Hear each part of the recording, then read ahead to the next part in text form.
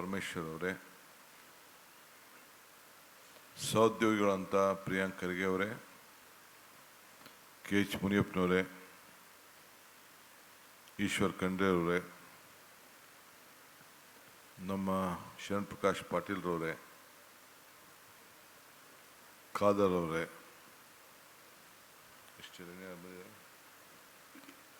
ನಮ್ಮ chief secretary ಅವರೇ ಶಾಲಿನ್ ರಜೀಶ್ ಅವರು, ಎಲ್ಲ ನಮ್ಮ ACSಗಳೆಲ್ಲ ಬಂದಿದ್ದಾರೆ, ಫೈನಾನ್ಷಿಯಲ್ ಅಡ್ವೈಸರ್ಸ್ ಬಂದಿದ್ದಾರೆ, ಎಲ್ಲ ಗೌರವಾನ್ವಿತ ಸಂಸತ್ ಸದಸ್ಯರು, ಲೋಕಸಭೆ, ರಾಜ್ಯಸಭೆ ಹಾಗೂ ವಿಧಾನಸಭಾ ಸದಸ್ಯರು, ಮಾಜಿ ಮಂತ್ರಿಗಳು, ವಿಧಾನ ಪರಿಷತ್ ಸದಸ್ಯರು, ನಮ್ಮ ಸ್ಥಳೀಯ ಮೇಯರು, ಪ್ಲಾನಿಂಗ್ ಕಮಿಟಿಯವರು, ಭಾಳ ಪ್ರಮುಖವಾದಂಥ ಎಲ್ಲ ನಾಯಕರುಗಳೆಲ್ಲ ಬಂದಿದ್ದಾರೆ. ಎಲ್ಲ ನಮ್ಮ ಅಧಿಕಾರಿಗಳೆಲ್ಲ ಕೂಡ ತಾವೆಲ್ಲ ಇದ್ದೀರಿ. ಈ ಒಂದು ಐತಿಹಾಸಿಕವಾದಂಥ ಸಭೆಗೆ ತಾವು ಬಂದು ಆಗಮಿಸಿದ್ದಕ್ಕೆ ತಮ್ಮೆಲ್ಲರೂ ಕೂಡ ನಾನು ಸರ್ಕಾರದ ಪರವಾಗಿ ಹೆಚ್ಚು ಕಮ್ಮಿ 98% ಇರೋಂಥ ಎಲ್ಲ ಶಾಸಕರು ಕೂಡ ತಾವೆಲ್ಲ ಆಗಮಿಸಿದ್ದೀರಿ. ತಮಗೆ ಸಂದರ್ಭದಲ್ಲಿ ಸರ್ಕಾರದ ಪರವಾಗಿ ಮತ್ತು ವೈಯಕ್ತಿಕವಾಗಿ ನಾನು ಅಭಿನಂದಿಸಲಿಕ್ಕೆ ಬಯಸ್ತೇನೆ. ಕಳೆದ ತಿಂಗಳು 3ನೇ ತಾರೀಕು ಕಾಂಗ್ರೆಸ್ ಪಕ್ಷದ ವರಿಷ್ಠರು ನನಗೆ ಅಧಿಕಾರವನ್ನು ಸಿದ್ದರಾಮಯ್ಯರ ಮುಖಾಂತರ ಹಸ್ತಾಂತರವನ್ನು ಮಾಡಿದ್ದಾರೆ. ನನಗೂ ಕೂಡ ತಮಗೆಲ್ಲ ಗೊತ್ತಿದೆ, ನಾನು 89ರಿಂದ ಸತತವಾಗಿ ವಿಧಾನಸಭೆಯಲ್ಲಿ ಇದ್ದು ಸುಮಾರು 5-6 ಸಂಪುಟಗಳಲ್ಲಿ ಕೆಲಸ ಮಾಡಿ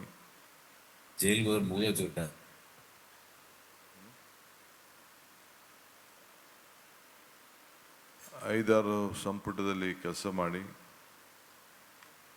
ಜಿಲ್ಲಾ ಪಂಚಾಯತ್ ಮೆಂಬರ್ ಕೂಡ ಆಗಿ ನನಗೆ ಆದಂಥ ಅನುಭವ ಈ ಆಡಳಿತ ವ್ಯವಸ್ಥೆಯಲ್ಲಿ ಇದೆ. ಸೊ ಎಲ್ಲಿ ಯಾವ ಲೆವೆಲಲ್ಲಿ ಏನೇನು ಆಗ್ತದೆ ಅಂಥೇಳಿ ತಾಲೂಕ್ ಪಂಚಾಯತಿ ಅಧ್ಯಕ್ಷನೂ ಆಗಿದ್ದೆ, ಜಿಲ್ಲಾ ಪಂಚಾಯತಿ ಮೆಂಬರು ಆಗಿದ್ದೆ, ಶಾಸಕನೂ ಆಗಿದ್ದೆ, ವಿರೋಧ ಪಾರ್ಟಿಲೂ ಇದ್ದೆ, ಡಿಸ್ಟ್ರಿಕ್ಟ್ ಮಿನಿಸ್ಟ್ರು ಆಗಿದ್ದೆ, ಉಪಮುಖ್ಯಮಂತ್ರಿನೂ ಆಗಿದ್ದೆ, ಈಗ ಮುಖ್ಯಮಂತ್ರಿ ಕೂಡ ಇದ್ದೇನೆ. ಸೊ ಯಾವ ರೀತಿ ಸಿಸ್ಟಮ್ ನಡೀತದೆ ಅಂಥೇಳಿ ನನಗೆ ಅರಿವಿದೆ. ಇವತ್ತು ಬೆಂಗಳೂರಿನಲ್ಲಿ ನನಗಾಗಲೇ 30 ದಿನದ ಪಯಣ ನೀವೆಲ್ಲ ಗಮನಿಸಿದ್ದೀರಿ.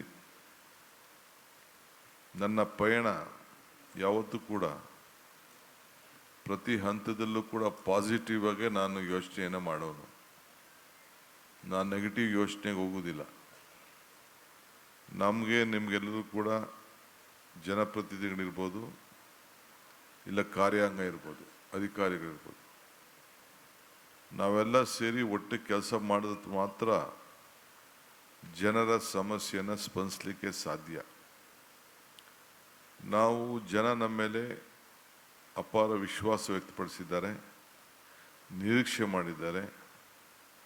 ದೊಡ್ಡ ಅಪಾಯದ ಸಂದರ್ಭದಲ್ಲೂ ಕೂಡ ಈ ದೊಡ್ಡ ಬರಗಾಲ ಈಗಾಗಲೇ ಪ್ರಧಾನಮಂತ್ರಿಗಳು ಘೋಷಣೆ ಮಾಡ್ದಂಗೆ ಇಡೀ ನಮ್ಮ ಭಾರತದಲ್ಲೇ ಅದೊಂದು ಭೀಕರವಾದಂಥ ಬರಗಾಲ ಬರ್ತದೆ ಅಂತೇಳಿ ನಮಗೆ ಮುನ್ಸೂಚನೆಯನ್ನು ಕೊಟ್ಟಿದ್ದರು. ಆದರೆ ಮಧ್ಯದಲ್ಲಿ ಸ್ವಲ್ಪ ಕಡೆ ಕೆಲವು ಭಾಗದಲ್ಲಿ ಮಳೆ ಕೂಡ ಪ್ರಾರಂಭ ಆಗಿದ್ದು ಕೂಡ ನಾವೆಲ್ಲ ವರದಿಯನ್ನು ನಾವು ನೋಡ್ತಾ ಇದ್ದೇವೆ. ಈಗ ಮೊನ್ನೆ ತಾನೇ ಫಸ್ಟು ನಾನು ಅಧಿಕಾರ ತೆಗೆದುಕೊಂಡಂಥ ಮೊದಲನೇ ವಾರದಲ್ಲೇ ನಮ್ಮ ಕೇಂದ್ರ ಸಚಿವರಾದಂಥ ಪಾಟೀಲ್ರವರು, ನೀರಾವರಿ ಸಚಿವರು, ಜಲಶಕ್ತಿ ಮಂತ್ರಿಗಳು, ಅವ್ರನ್ನ ಮತ್ತು ತೆಲಂಗಾಣ ಮುಖ್ಯಮಂತ್ರಿನ, ಅಂದರೆ ನಿಮ್ಮ ಭಾಗದ ಸಮಸ್ಯೆ ಇದು, ಈ ಕಲ್ಯಾಣ ಕರ್ನಾಟಕದ ಒಂದು ದೊಡ್ಡ ಸಮಸ್ಯೆ. ತೆಲಂಗಾಣ ಮುಖ್ಯಮಂತ್ರಿಗಳು, ಆಂಧ್ರ ನಮ್ಮ ರೇವಂತ್ ರೆಡ್ಡಿಯವರು, ಆಂಧ್ರ ಮುಖ್ಯಮಂತ್ರಿಗಳಂಥ ಚಂದ್ರಬಾಬು ನಾಯ್ಡುರವರು, ನಾನು CR ಪಾಟೀಲ್ ಅವರ ನೇತೃತ್ವದಲ್ಲಿ ಮಧ್ಯಸ್ಥಿಕೆಯಲ್ಲಿ ಒಂದು ಐತಿಹಾಸಿಕವಾದಂಥ ಚರ್ಚೆಯನ್ನು ನಡೆಸಿ ಸುಮಾರು ವರ್ಷಗಳಿಂದ ಏನು ನಾವು 33 TMC ನೀರನ್ನು ನಾವು ಆ ಹೂಳು ತುಂಬಿ ಇವತ್ತು ಆ ನೀರಿನ ವಂಚನೆ ಆಗಿದೆ. ಅದಕ್ಕೆ ಪರಿಹಾರ ಕಂಡುಹಿಡಿಯಲು ಒಂದು ನಿರ್ಧಾರವನ್ನು ಬಂದಿದ್ದೇವೆ. ಅವರು ಅನೇಕ ಸಲಹೆಗಳನ್ನು ನಮ್ಮ ಸಲಹೆಗಳನ್ನು ಒಪ್ಪಿದ್ದಾರೆ. ನಮ್ಮ ಕೇಂದ್ರದ ಸಚಿವರು ಕೂಡ ನಮ್ಮ ಜೊತೆ ಕೈ ಜೋಡಿಸಲಿಕ್ಕೆ ಸಹಕಾರವನ್ನು ಕೊಟ್ಟಿದ್ದಾರೆ. ಆಂಧ್ರ ಪ್ರದೇಶದ ಮುಖ್ಯಮಂತ್ರಿಗಳು ಮತ್ತು ತೆಲಂಗಾಣ ಮುಖ್ಯಮಂತ್ರಿಗಳು ಚಂದ್ರಬಾಬು ನಾಯ್ಡು ಮತ್ತು ರೇವಂತ್ ರೆಡ್ಡಿಯವರು ಕೂಡ ಅವರು ಕೂಡ ಬಂದು ಆ ಸಭೆಯಲ್ಲಿ ಭಾಗವಹಿಸಿ ಬಹುಶಃ ನಾವು ತೆಗೆದುಕೊಂಡಂಥ ಭಾಳ ದೊಡ್ಡ ನಿರ್ಣಯ ಕೃಷ್ಣ, ಕಾವೇರಿ, ಗೋದಾವರಿ ಈ ಮೂರು ಕೂಡ ಜೋಡಣೆಯನ್ನು ಮಾಡಿ ಇದಕ್ಕೆ 1 ಲಕ್ಷ ಕೋಟಿ ರೂಪಾಯಿ ಹಣವನ್ನು ಕೇಂದ್ರ ಸರ್ಕಾರವೇ ಇದಕ್ಕೆ ತೆಗೆದುಕೊಂಡು 90-10 ಅಲ್ಲಿ ನ್ಯಾಷನಲ್ ಪ್ರಾಜೆಕ್ಟ್ ಆಗಿ ಅದನ್ನು ಘೋಷಣೆ ಮಾಡಲಿಕ್ಕೆ ಈಗಾಗಲೇ ನಾವು 3 ಜನ ಕೂಡ ಅವರಿಗೆ ಸಮ್ಮತಿಯನ್ನು ಕೊಟ್ಟಿದ್ದೇವೆ. ಅದನ್ನು ಸದ್ಯದಲ್ಲಿ ಅವರು ಏನು ಘೋಷಣೆ ಮಾಡಬೇಕು ಆ ಕೆಲಸ ಕೂಡ ಮಾಡ್ತೇವೆ. ನಾವು ಒಪ್ಪಂದ ಕೂಡ ಆ ಒಂದು ವ್ಯವಸ್ಥೆಗೆ ನೀರಿನ ಬಳಕೆ ಇಡೀ ದೇಶದಲ್ಲಿ ಏನಾದರೂ ಕೂಡ ನಾವೆಲ್ಲ ಸೇರಿ ಒಗ್ಗಟ್ಟಾಗಿ ಒಂದು ಮಾದರಿಯಾಗಿ ರಾಜಕೀಯದ ಭಿನ್ನಾಭಿಪ್ರಾಯಗಳನ್ನೆಲ್ಲ ಮರೆತು ಪಕ್ಕಕ್ಕಿಟ್ಟು ರಾಜ್ಯದ ಹಿತಕ್ಕೆ, ರೈತರ ಹಿತಕ್ಕೆ ನಾವು ಕೆಲಸ ಮಾಡಬೇಕು ಅಂಥೇಳಿ ಬಂದಿರೋದು ತಮಗೆಲ್ಲ ಗೊತ್ತಿದೆ. ಆ ಜಿಲ್ಲೆಯ ನಮ್ಮ ಕೊಪ್ಪಳ, ರಾಯಚೂರು ಮತ್ತು ಬಳ್ಳಾರಿ ಜಿಲ್ಲೆ ಶಾಸಕರು, ಸಂಸತ್ ಸದಸ್ಯರು, ದಾವಣಗೆರೆಯಲ್ಲ ಕೂಡ ಆ ಸಂದರ್ಭದಲ್ಲಿ ಬಂದು ಅವರು ಕೂಡ ಸಾಕ್ಷಿಯಾಗಿ ಆ ಕಾರ್ಯಕ್ರಮದಲ್ಲಿ ಪಾಲ್ಗೊಂಡಿದ್ದರು. ಆ ಗೇಟ್ಗಳನ್ನು 333 ಗೇಟ್ಗಳನ್ನು ಕೂಡ ಒಂದು ರೆಕಾರ್ಡ್ ಟೈಮ್ನಲ್ಲಿ ನಾವು ಅದನ್ನು ವಾಪಸ್ಸು ಹೊಸ ಗೇಟ್ಗಳನ್ನು ಅಳವಡಿಸಿ ಈಗಾಗಲೇ ನೀರಿಗೋಸ್ಕರ ನಾವು ಕಾಯ್ತಾ ಇದ್ದೇವೆ. ಆ ಸನ್ನಿವೇಶ ನೋಡಿದಾಗ ಈ ವರ್ಷ ಸಾಧ್ಯನಾ, ಮಳೆ ಬರ್ತದಾ ಇಲ್ವಾ ಅನ್ನೋದು ಒಂದು ದೊಡ್ಡ ಗಾಬರಿ ಇತ್ತು. ಈಗೂ ಇವತ್ತು ಬೆಳಗ್ಗೆ ಕೂಡ ಕೆಲವು ಶಾಸಕರ ಚರ್ಚೆ ಮಾಡಿದೆ. ಈಗೂ ಆ ಭಾಗದಲ್ಲಿ ಮಳೆ ಇಲ್ಲ. ಆದರೆ ಮಳೆ ಎಲ್ಲಿ ಬೀಳಬೇಕು, ಮಲೆನಾಡಲ್ಲಿ ಸ್ವಲ್ಪ ಮಳೆ ಕಾಣ್ತಾ ಇದೆ, ಕರಾವಳಿಯಲ್ಲಿ ಮಳೆ ಕಾಣ್ತಾ ಇದೆ, ಸ್ವಲ್ಪ ಒಳಹರಿವು ಕೂಡ ಬರ್ತಾ ಇದೆ. ಸೊ ಇದು ಭಾಳ ಸಂತೋಷವಾದಂಥ ವಿಚಾರ. ಸೊ ಇದನ್ನು ನಾನು ನಿಮ್ಮ ಹತ್ರ ಹಂಚ್ಕೊಳ್ಬೇಕಾದ್ದು ನನ್ನ ಜವಾಬ್ದಾರಿಯೂ ಇದೆ. ಆ ಹಿನ್ನೆಲೆಯಲ್ಲಿ ಈ ವಿಚಾರವನ್ನು ತಮ್ಮ ಗಮನಕ್ಕೆ ತರ್ತಾ ಇದ್ದೀನಿ.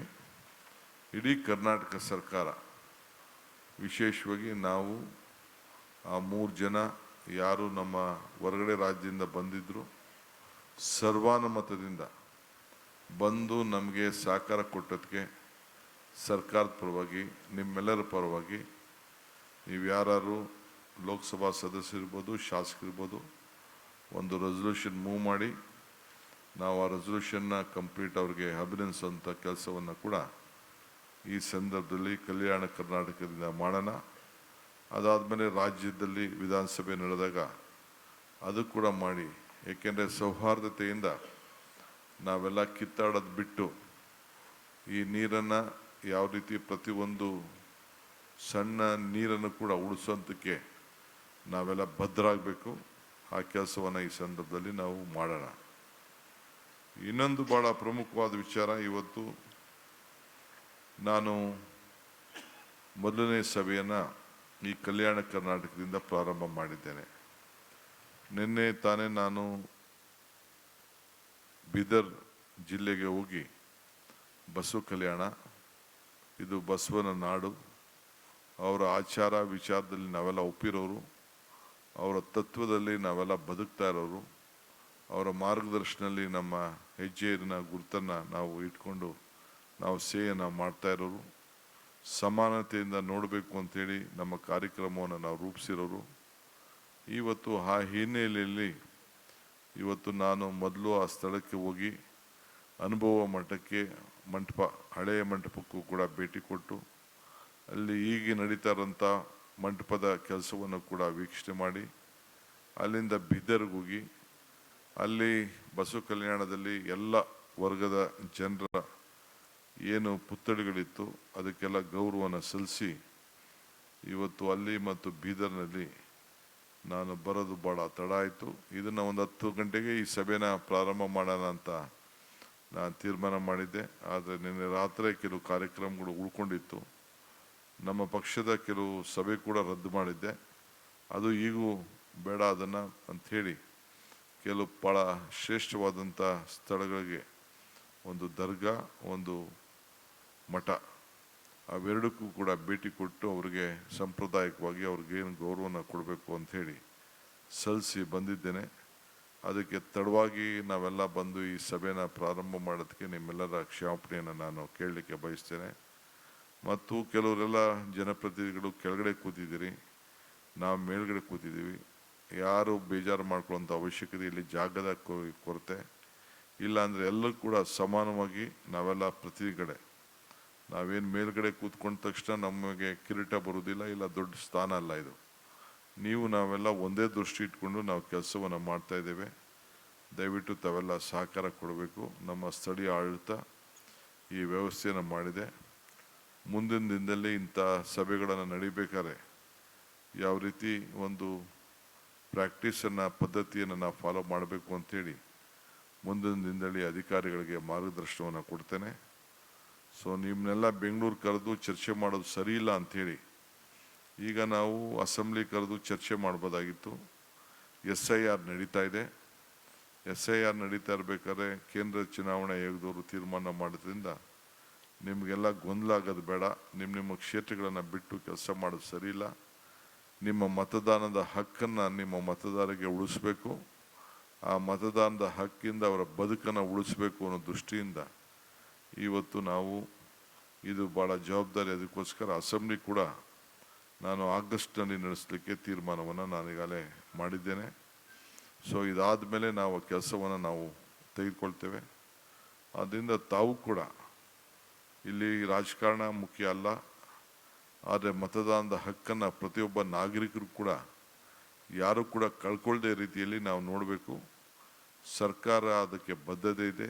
ರಾಜಕೀಯವಾಗಿ ನಮಗೆ ಕೇಂದ್ರ ಸರ್ಕಾರ ಈ ರಾಜ್ಯಗಳಲ್ಲಿ ನಡೀತಾ ಇರೋಂಥ SIR ಬಗ್ಗೆ ನಮ್ಮದೇ ಆದಂಥ ಅನುಮಾನಗಳಿದ್ರೂ ಕೂಡ, ಆದರೂ ಕೂಡ ನಮ್ಮ ಪ್ರತಿಭಟನೆ ಕಾನೂನಿನ ಚೌಕಟ್ಟಿನಲ್ಲಿ ವ್ಯಕ್ತಪಡಿಸಿ ಈಗ ನಾವು ಸಂಪೂರ್ಣವಾಗಿ ಈ ದೇಶದ, ಈ ರಾಜ್ಯದಲ್ಲಿರುವಂಥ ಎಲ್ಲ ಮತದಾರರು ಕೂಡ ಅವರಿಗೆ ಮತದ ಹಕ್ಕನ್ನು ಕೊಡಿಸ್ಲಿಕ್ಕೆ ಏನು ಅವ್ರಿಗೆ ಕಾನೂನು ಚೌಕಟ್ಟಿನಲ್ಲಿ ಅವ್ರಿಗೇನೇನು ದಾಖಲೆಗಳು ಬೇಕು, ಕ್ಯಾಸ್ಟ್ ಸರ್ಟಿಫಿಕೇಟ್ ಇರ್ಬೋದು, ಇಲ್ಲ ರಿಜಿಸ್ಟ್ರೇಷನ್ ಸರ್ಟಿಫಿಕೇಟ್ ಇರ್ಬೋದು, ಇನ್ನು 10 ಸರ್ಟಿಫಿಕೇಟ್ಗಳು ಅವಶ್ಯಕತೆ ಇದೆ. ಅದನ್ನು ಕೂಡ ಕೊಡಿಸ್ಲಿಕ್ಕೆ ಈಗಾಗಲೇ ನಾನು ಆದೇಶವನ್ನು ಕೊಟ್ಟಿದ್ದೇನೆ. ಸೊ ಅದರಿಂದ ನಾವು ರಾಜಕಾರಣ ಮುಂದಕ್ಕೆ ಇಟ್ಕೊಂಡು ರಾಜಕಾರಣನೇ ಮುಖ್ಯ ಅಂತೇಳಿ ಈ ಕೆಲಸ ತೊಡಗಿಲ್ಲ. ಅಧಿಕಾರ ಬರ್ತದೆ, ಅಧಿಕಾರ ಹೋಗ್ತದೆ. ಆದರೆ ನಮ್ಮ ಡ್ಯೂಟಿ, ಅಧಿಕಾರ ಇದ್ದಂಥ ಸಂದರ್ಭದಲ್ಲಿ ಸರ್ವರಿಗೂ ಸಮಬಾಳು ಸಮಪಾಡು ಅಂಥೇಳಿ ಏನು ನಮ್ಮ ಹಿರಿಯರು ನಮಗೆ ಮಾರ್ಗದರ್ಶನವನ್ನು ಕೊಟ್ಟಿದ್ದಾರೆ, ಆ ನಿಟ್ಟಿನಲ್ಲಿ ಈಗಾಗಲೇ ನಾವು ಕೆಲಸವನ್ನು ಮಾಡಿದ್ದೇವೆ. ಯಾರಿಗೂ ಆತಂಕ ಬೇಡ. ಎಲ್ಲರೂ ಕೂಡ ಆಲ್ BLOಗಳು ಎಲ್ಲರೂ ಕೂಡ ಪ್ರತಿಯೊಬ್ಬರು ಕೂಡ ಅವ್ರವ್ರ ಮನೆಗೆ ಹೋಗಿ ಕೊಡಬೇಕು. ಕಾರ್ಯಕರ್ತರಿಗೆ ಒಂದು ಅವಕಾಶ ಇದೆ, BJPಗಿರ್ಬೋದು, ದಳದವ್ರಿಗಿರ್ಬೋದು, ಕಾಂಗ್ರೆಸ್ ಅವ್ರಿಗಿರ್ಬೋದು ಒಂದು ಅವಕಾಶ ಇದೆ. ಆ ಫಾರಮನ್ನು ವಾಪಸ್ಸು BLO ಕೊಟ್ಟ ಮೇಲೆ ಕಲೆಕ್ಟ್ ಮಾಡಿಕೊಂಡು ಅವ್ರು ಬಂದು ಅವ್ರಿಗೆ ತಿಳುವಳಿಕೆ ಕೊಡುವಂಥ ಒಂದು ಅವಕಾಶ ಸಂವಿಧಾನದಲ್ಲೇ ಕಾನೂನು ಚೌಕಟ್ಟಿನಲ್ಲಿ ಕೊಟ್ಟಿದ್ದಾರೆ. ಆ ದೃಷ್ಟಿಯಿಂದ ಕೆಲವರಿಗೆ ಗೊಂದಲ ಕಾಣ್ತಾ ಇರ್ಬೋದು. ಯಾವ BLOಸ್ಗೆ ನಾನೀಗಾಗಲೇ ಮಾರ್ಗದರ್ಶನ ಕೊಟ್ಟಿದ್ದೇನೆ. ಕಂಪಲ್ಸರಿ 3 ಬಾರಿ ಯಾರೂ ಒಂದು ಮನೆಗೆ ಹೋಗಿ ಭೇಟಿಯನ್ನು ಕೊಟ್ಟು ಅವರಿಗೆ ತಿಳುವಳಿಕೆಯನ್ನು ಕೊಟ್ಟು ಜಾಗೃತಿ ಮೂಡಿಸಿ ಅವರ ಮತದಾನದ ಹಕ್ಕನ್ನು ಪಡ್ಕೊಳ್ಬೇಕು. ನಾನಿರ್ಬೋದು, ಚೀಫ್ ಸೆಕ್ರೆಟರಿ ಇರ್ಬೋದು, ಇಲ್ಲ ಇಲ್ಲಿರೋದು ಅಕ್ಕಪಕ್ಕದಲ್ಲಿರೋಂಥ ಎಲ್ಲ ಮಂತ್ರಿಗಳು, ಅಧಿಕಾರಿ ಇರ್ಬೋದು, ನಾವೆಲ್ಲ SIR ಫಾರಮ್ಗೆ ನಾವು ಅರ್ಜಿ ಹಾಕ್ಕೊಂಡು ನಾವೇ ಫಿಲ್ಲಪ್ ಮಾಡಿ ಕೊಟ್ಟರೆ ಮಾತ್ರ ನಮ್ಮ ಮತ ಉಳ್ಕೊಳ್ತದೆ ಹೊರತು ಇಲ್ಲ ಅಂದರೆ ನಮ್ಮ ಮತ ಉಳ್ಕೊಳ್ಳೋದಿಲ್ಲ. ಈ ಮತ ಇಲ್ಲ ಅಂದರೆ ಏನೇನು ಸಮಸ್ಯೆ ಆಗ್ತಾಯಿದೆ ಅಂತೇಳಿ ಈಗಾಗಲೇ ನೀವು ಬೇರೆ ಬೇರೆ ರಾಜ್ಯದಲ್ಲೆಲ್ಲ ಕೂಡ ತಾವೆಲ್ಲ ಗಮನಿಸಿದ್ದೀರಿ. ಫಸ್ಟು ನಮ್ಮ ನಾಡಿನ ಜನತೆಗೆ 4.5 ಕೋಟಿ ಈಗಾಗಲೇ ನಾವು ಸರ್ಟಿಫಿಕೇಟನ್ನು ಕ್ಯಾಸ್ಟ್ ಸರ್ಟಿಫಿಕೇಟ್ಗಳನ್ನ ವಿವಿಧ ಹಂತದಲ್ಲಿ ಮೊದಲೆಲ್ಲ ಹಂಚಿದ್ದು ನಾವು. ಅದನ್ನು ಕೂಡ ನಾವು ಲಭ್ಯ ಮಾಡಿಕೊಳ್ಳುವಂಥ ಕೆಲಸವನ್ನು ನಾವು ಮಾಡಿದ್ದೇವೆ. ಇದಾದಮೇಲೆ ರೆಸಿಡೆನ್ಷಿಯಲ್ ಸರ್ಟಿಫಿಕೇಟ್ಸು ಯಾರ್ಯಾರಿಗಿಲ್ಲ ಅದನ್ನು ಕೂಡ ಮಾಡ್ತಾ ಇದ್ದೇವೆ. ಕೆಲವರು ಟೀಕೆ ಮಾಡ್ಬೋದು, ಸರಿ ಇಲ್ಲ ಅಂತ ಹೇಳ್ಬೋದು, ಅಧಿಕಾರ ದುರುಪಯೋಗ ಮಾಡ್ತಾ ಇದೀವಿ ಅಂತ ವಿರೋಧ ಪಾರ್ಟಿಯವ್ರು ಹೇಳ್ಬೋದು. ನಾವು ಅದಕ್ಕೆ ಬೇಜಾರು ಮಾಡ್ಕೊಳ್ಳೋಂಥ ಪ್ರಶ್ನೆನೇ ಇಲ್ಲ. ನಾವು ನಮ್ಮ ಡ್ಯೂಟಿಯನ್ನು ನಾವು ನ್ಯಾಯಬದ್ಧವಾಗಿ ಎಲ್ಲರಿಗೂ ಕೂಡ ಸಮಾನತೆಯಿಂದ ನಾವು ನೋಡಬೇಕಾಗ್ತದೆ. ಆ ನಿಟ್ಟಿನಲ್ಲಿ ನಮ್ಮ ಕಾರ್ಯರ ವ್ಯಾಪ್ತಿಯನ್ನು ನಾವೆಲ್ಲ ಮುಂದುವರಿಸ್ಕೊಂಡು ಹೋಗ್ತೇವೆ. ಎಲ್ಲರಿಗೂ ಈ ವೇದಿಕೆ ಮುಖಾಂತರ ಎಲ್ಲ ಶಾಸಕರಿಗೆ, ಅಧಿಕಾರಿಗಳಿಗೆ ಹೇಳಲಿಕ್ಕೆ ಬಯಸ್ತೇನೆ, ಎಲ್ಲರೂ ಕೂಡ ನಿಮ್ಮ ಕೆಳಗಡೆ ಮಾಡೋಂಥ ಅಧಿಕಾರಿಗಳು ಯಾರು ಕೆಲಸ ಮಾಡ್ತಾರೆ, ಪರಿಶುದ್ಧವಾದಂಥ ಆಡಳಿತದ ವ್ಯವಸ್ಥೆಯಲ್ಲಿ ಎಲ್ಲರೂ ಕೂಡ ನ್ಯಾಯವನ್ನು ಒದಗಿಸ್ಕೊಟ್ಟು ಅವ್ರಿಗೆ ಏನು ಸಂವಿಧಾನದಲ್ಲಿ ಮತದ ಹಕ್ಕಿದೆ ಆ ಹಕ್ಕನ್ನು ಕಾಪಾಡೋ ರೀತಿಯಲ್ಲಿ ನಾವೆಲ್ಲ ಸೇರಿ ಕೆಲಸ ಮಾಡಬೇಕಾಗ್ತದೆ. ಈ ನಿಟ್ಟಿನಲ್ಲಿ ನೀವೆಲ್ಲ ಕೂಡ ಸಹಕಾರ ಮಾಡಬೇಕು. ನಾನು ಮುಂದಕ್ಕೆ ಇನ್ನು ಅನೇಕ ವಿಚಾರಗಳನ್ನು ನಿಮ್ಮ ಹತ್ರ ಹಂಚ್ಕೊಳ್ಳೋನಿದ್ದೇನೆ. ನಿಮ್ಮ ಸಮಸ್ಯೆಗಳ ಬಗ್ಗೆ ನಾನು ಆಲಿಸ್ಲೋನಿದ್ದೇನೆ. ಸೊ ಏನು ಹೇಳಿದ್ರು ಕೂಡ ನಾನು ಪಕ್ಷದ ಲೆಕ್ಕಾಚಾರ ಇಟ್ಕೊಂಡು ಕೆಲಸ ಮಾಡೋಂಥ ವ್ಯವಸ್ಥೆ ಇಲ್ಲ. ಯಾರು ಜನಪ್ರತಿನಿಧಿಗಳು ಇಲ್ಲೆಲ್ಲ ಬಂದಿದ್ದಾರೆ ಎಲ್ಲರೂ ಕೂಡ ಸಮಾನತೆಯಿಂದ ನಾವು ಕೆಲಸ ಮಾಡಬೇಕು. ನಿಮಗೂ ಕೂಡ ಶಾಸಕರಿಗೆ ನಾನು ಹೇಳ್ತಾ ಇದ್ದೀನಿ, ಆಡಳಿತ ಪಕ್ಷದಲ್ಲಿರ್ಬೋದು, ವಿರೋಧ ಪಾರ್ಟಿಲಿರ್ಬೋದು, ಆದರೆ ನಿಮ್ಗೇನು ಒಂದು ಹಕ್ಕಿದೆ ಹಕ್ಕನ್ನು ಚಲಾಯಿಸಿ.